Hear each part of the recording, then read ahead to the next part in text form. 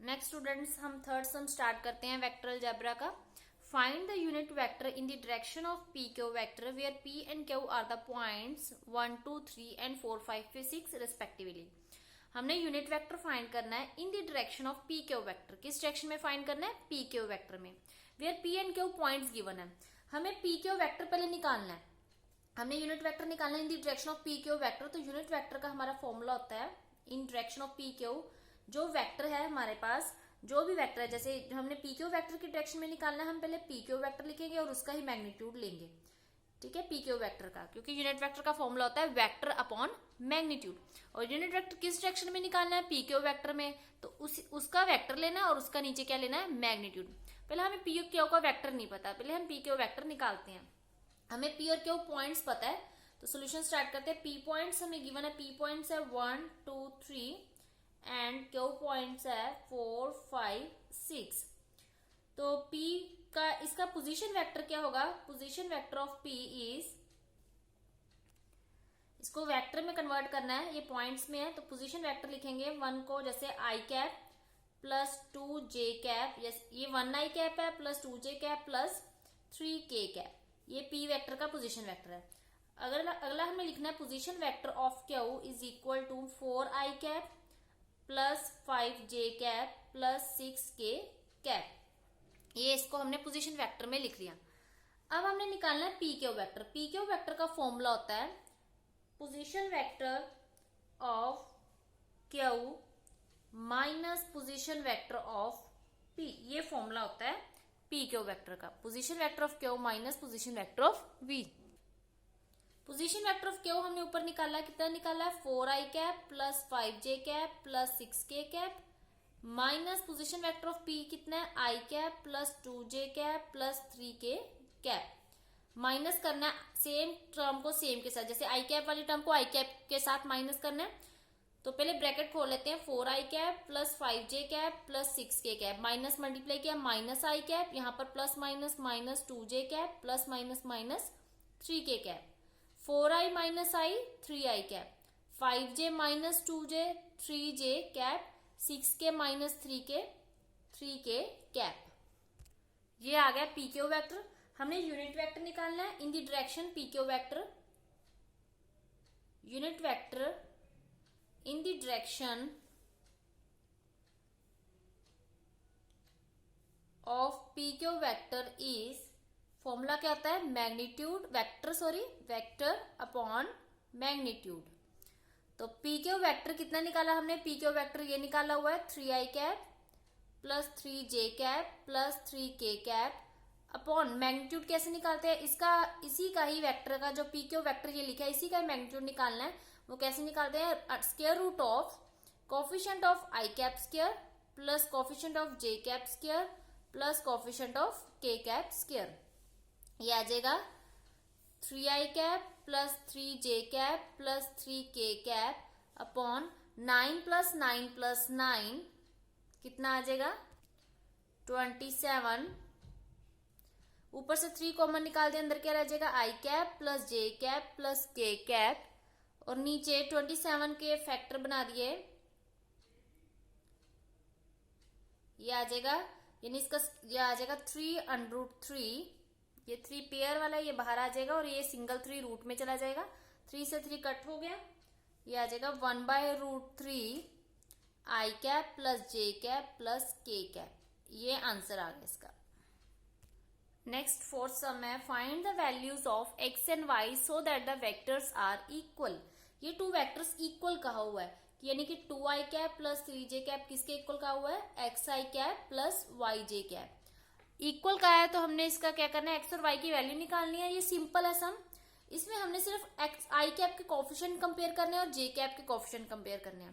देखो दोनों तरफ देखो आई कैप का, इसका आई कैप का कोफिशिएंट क्या है? 2, बीच में इक्वल टू का साइन है, 2 किसके इक्वल आएगा? जिस इधर आई साइड राइट साइड पे आई कैप का कोफिशिएंट क्या है? एक्स, तो वो राइट साइड पे आएगा। तो मीन्स कि एक्स की वैल्यू कितनी आ गई? 2।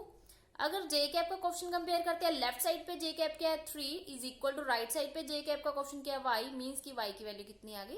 3। एक्स 2 आ गया, वाई 3 आ गया, ये आंसर आ गया। नेक्स्ट स्टूडेंट 7th सम है, statement A and B are 2 points with position vectors. 2 position vectors दिए हुए, एक ए पॉइंट दिया, एक बी पॉइंट दिया हुआ है, इसके पोजीशन वेक्टर गिवन है। Write the position vector of point P which divides the line segment A B internally in the ratio 1:2। हमने एक पोजीशन वेक्टर को फाइंड करना है। Write the position vector, let हम पी पोजीशन वेक्टर फाइंड करेंगे जो कि इस लाइन को डिवाइड कर रहा है, इस ए बी लाइन को डिवाइड कर रहा है। कितनी रेशो में डिवाइड कर रहा है? 1:2, वो भी इंटरनली डिवाइड कर रहा है। लिखा हुआ ना यहाँ इंटरनली।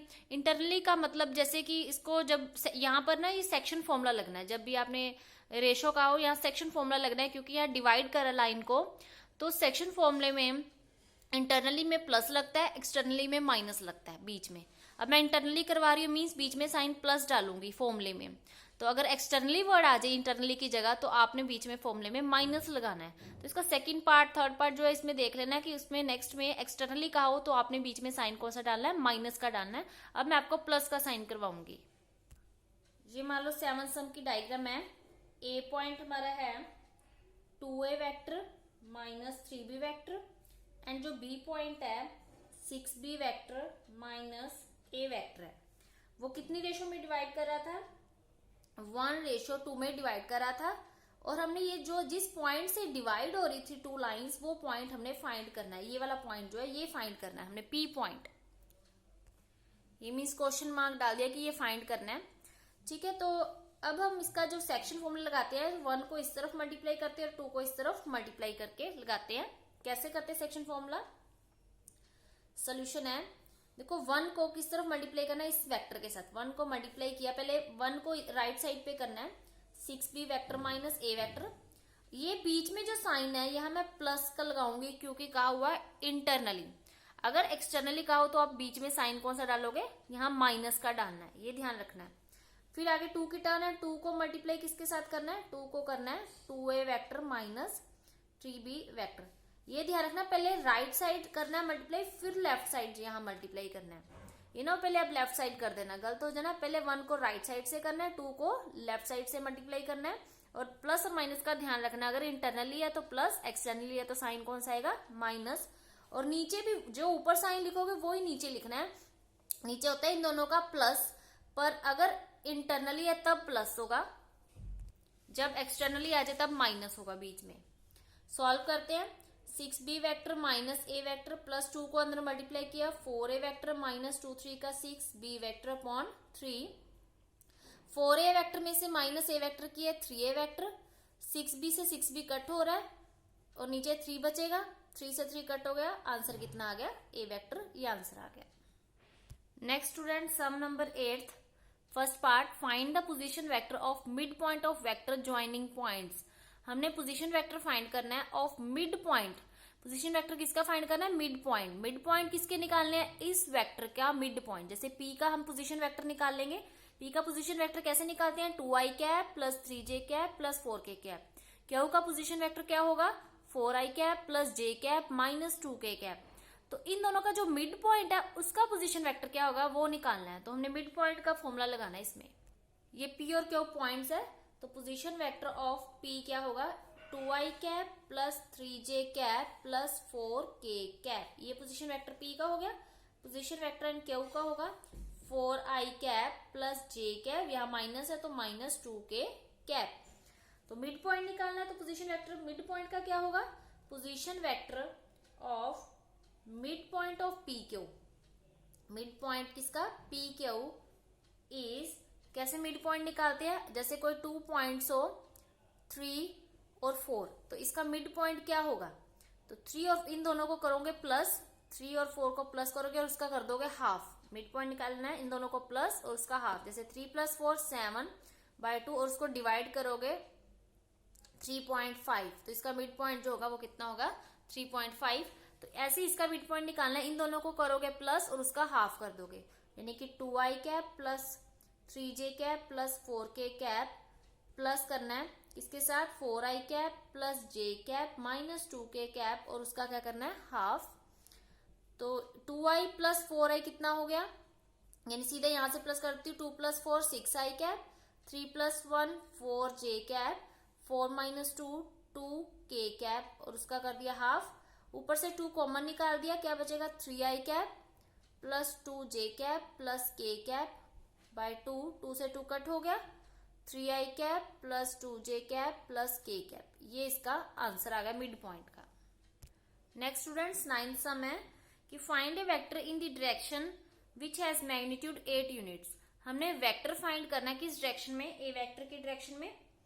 तो जो वेक्टर फाइंड करना है वही फॉर्मूला लगाएंगे, वेक्टर अपॉन मैग्नीट्यूड।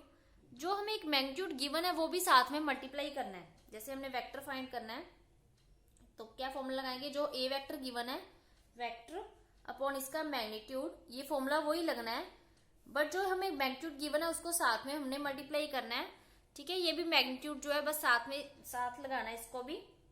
कितना मैग्नीट्यूड गिवन है 8 यूनिट्स, तो 8 मल्टीप्लाई वेक्टर अपॉन मैग्नीट्यूड, ये आपने फॉर्मूला लर्न करना है इसमें।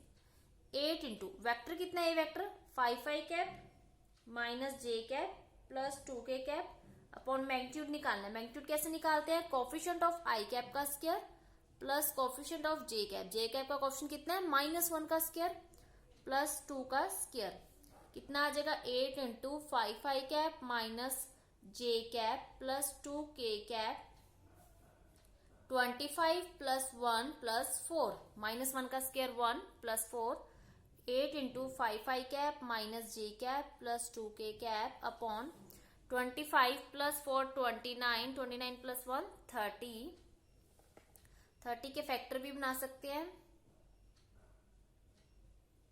पर ये जाना नहीं, सारी टर्म्स लग आ रही है, इसका मतलब यहीं तक ही छोड़ना पड़ेगा। 8 इंटू यानी कि सीधा इसको ऐसे लिख सकते हैं, मैग्नीट्यूड को इकट्ठा लिख दिया यानी 8/√3 इकट्ठा लिख दिया, 5i cap minus j cap plus 2k cap, ये इसका आंसर आ गया।